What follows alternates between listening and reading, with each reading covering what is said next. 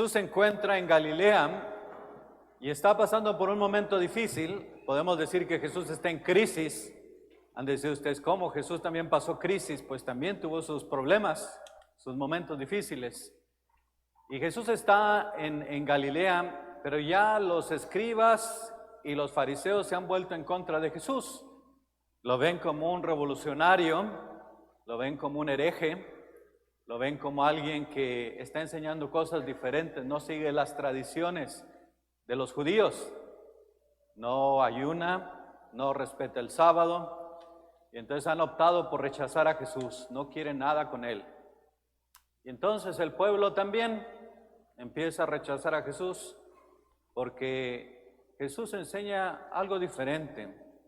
Jesús enseña que Dios ama a todos, que Dios ama aún a los pecadores. Cuando los judíos pensaban que Dios iba a venir con fuego a destruir a los pecadores, que los únicos que iban a quedar eran los justos. Pero Jesús les está diciendo que Dios ama a los pecadores. No ama lo que hacen, pero ama a los pecadores, a la persona. Y entonces la gente empieza a decir, pues esta enseñanza que Él nos enseña es muy difícil de seguir, ¿verdad? Eso de amar al enemigo, eso de que yo soy el pan de vida. Y entonces la gente también lo empieza a rechazar.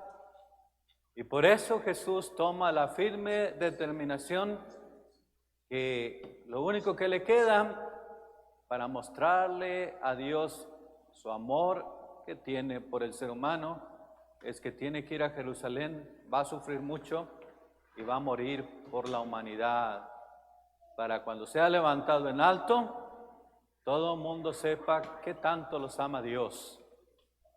Por eso toma esa determinación. Sabe que no queda otra manera de que la gente entienda su enseñanza más que muriendo por ellos. Entonces Él se decide. Y nos dice el Evangelio que sabiendo cuando le había llegado la hora de que tenía que subir al cielo, entonces Él tiene que endurecer su rostro. Toma la firme determinación. La traducción de endurecer el rostro, ¿verdad? La firme determinación se traduce por endureció su rostro. Pues tuvo que permanecer firme a su enseñanza de que Dios ama a todos, aun cuando lo crucifiquen. Él toma esa firme determinación, endurece su rostro.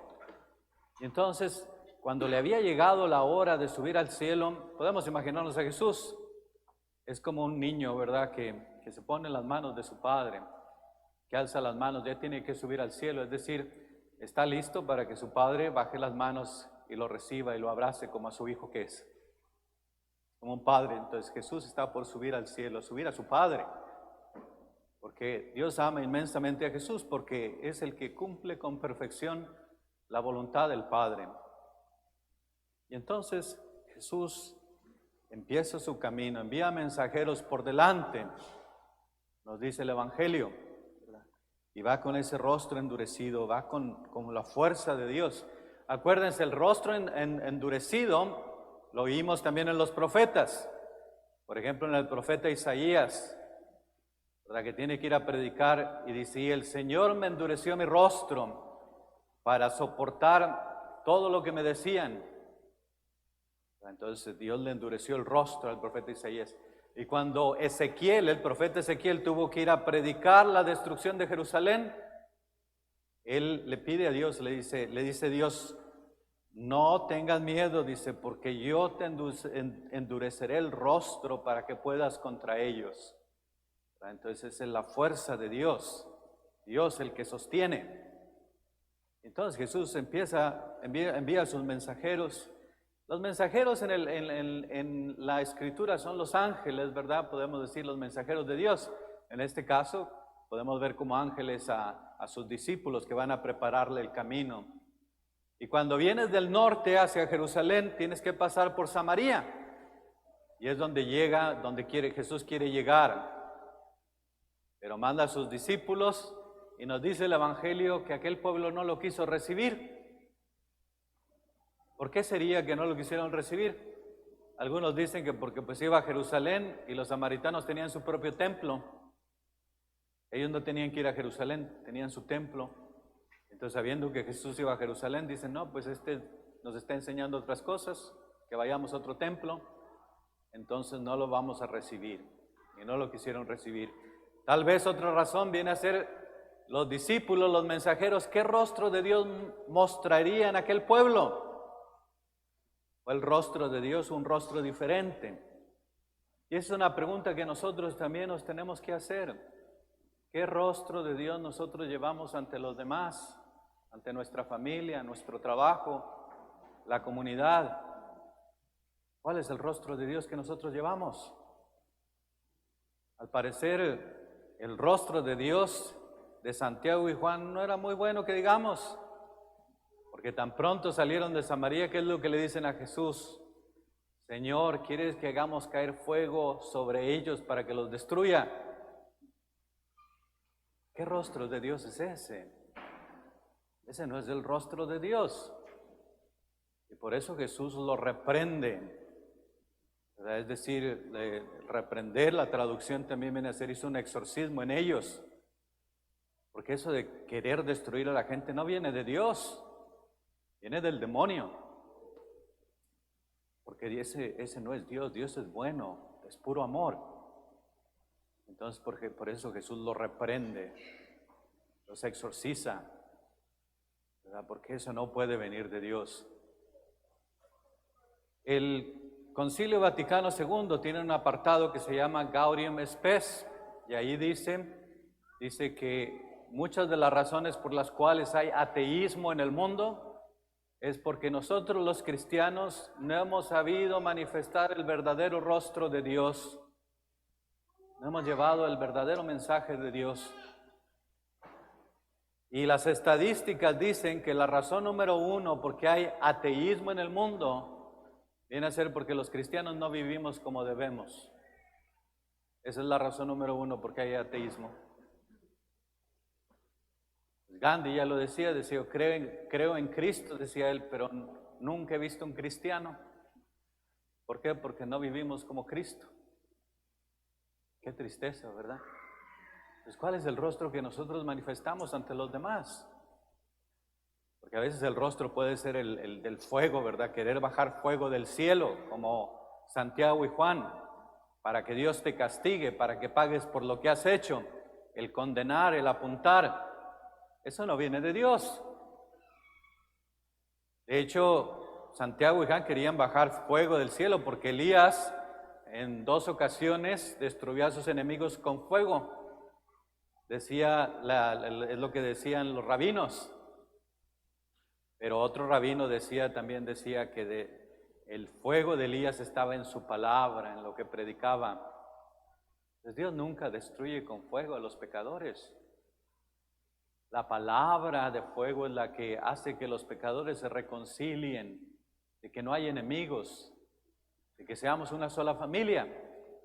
Ese es el fuego que Jesús quería. Por eso Jesús dice, he venido a traer fuego a la tierra, y como quisiera que esté ardiendo. El fuego de su palabra, el fuego del Espíritu Santo que deshace las enemistades, que nos reconcilia con Dios, que nos reconcilia con los demás. Ese es el fuego que Dios ha venido a traer. El fuego del amor. Eso es lo que debemos llevar nosotros los cristianos, con nuestra caridad, misericordia, compasión. Entonces nos dice el Evangelio que cuando Jesús iba de camino, le sale por allí un joven y le dice, te seguiré a donde quiera que vayas. Pues a lo mejor todos nos impresionamos, qué valiente, ¿verdad? Va a seguir a Jesús donde quiera que vaya, pero Jesús lo corrige luego, no se deja impresionar por eso y le dice, pues las zorras tienen madrigueras, los pájaros tienen nidos, pero el Hijo del Hombre no tiene dónde reclinar su cabeza. Es decir, el que sigue a Jesús, no hay lugar para las comodidades, no se puede quedar uno estancado. Las zorras vuelven a su nido, los pájaros también, pero el Hijo del Hombre siempre va en movimiento. Y el seguir a Jesús implica sacrificio, entrega, porque muchas veces pensamos que pues somos buenos cristianos porque pues tengo mis devociones, rezo tal oración, rezo el rosario, Y ya pensamos que con eso cumplimos. No, el ser cristiano implica sacrificio.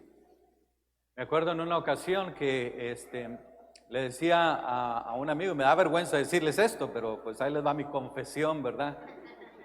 Que le decía a un amigo padre, le decía, oye, pues me da gusto, le digo, que la casa parroquial, le digo, esté un poquito lejos de la iglesia. Le digo, así la gente no me molesta. Y se me queda viendo y dice, ¿qué dices? Digo, pues sí, digo que está bien la casa así lejecitos.